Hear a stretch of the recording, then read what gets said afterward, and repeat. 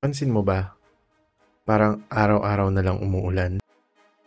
Minsan mahina, minsan biglang buhos. Pero ang tanong, bakit nga ba laging umuulan sa Pilipinas? Totoo bang may sumpa o may siyensya sa likod nito? Alamin natin yan ngayon.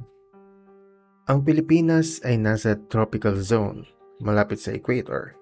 Ibig sabihin nito, ang Pilipinas ay nasa gitna ng mundo. Literal. So ano ang epekto nito? Pag mainit ang klima buong taon, mas mabilis mag-evaporate ang tubig mula sa dagat at lupa. At ang mainit na hangin naman ay tumataas pagtapos nagiging ulap. At eventually, you guess it right, ulan. Kaya sa Pilipinas, kahit walang bagyo, basta mainit ang panahon, may chance talagang umulan. Bukod pa dyan, nasa Pacific Ring of Fire tayo. Okay. Mostly naririnig to sa lindol at bulkan. Pero may indirect effect ito.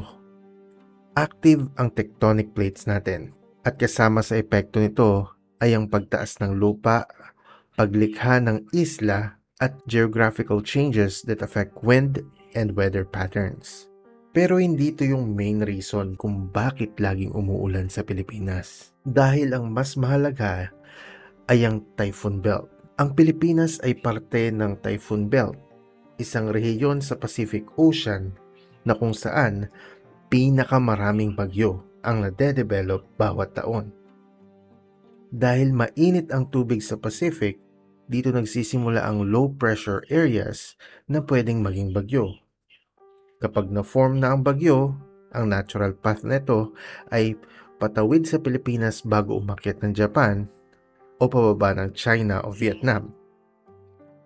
Kaya ang ibig sabihin nito, hindi lang isang bagyo o dalawa, kundi 20 ang estimated na bagyo ang pumapasok kada taon. Minsan pa nga ay sunod-sunod pa. Ang habagat o southwest monsoon, yan ang dahilan ng maulan na panahon sa kalagitnaan ng taon mula Hunyo hanggang Oktubre.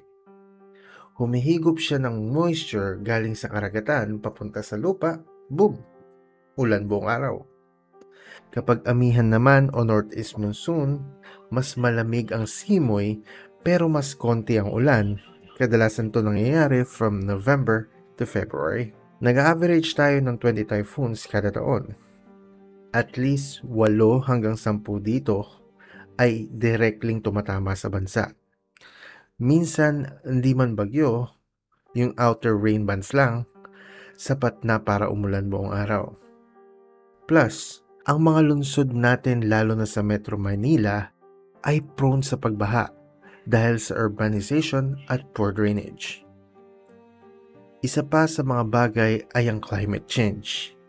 Umiinit ang atmosphere dito at kapag mas mainit ang hangin, mas kaya nitong mag-angat ng moisture o tubig mula sa hangin. At kapag mas mainit ang hangin, mas kaya nitong mag-angat ng moisture.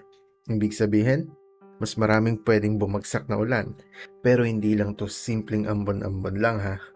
Dahil sa sobrang moisture, nagiging mas matindi ang ulan. Minsan, buhos agad, walang warning. Kaya dumadami rin ang mga flash floods, biglang pagbaha sa loob ng ilang minuto, landslide, kasi nababasa at lumalambot ang lupa, lalo na sa bundok o liblib na lugar. Urban flooding, lalo na sa mga lungsod na kulang sa drainage at puno pa ng basura.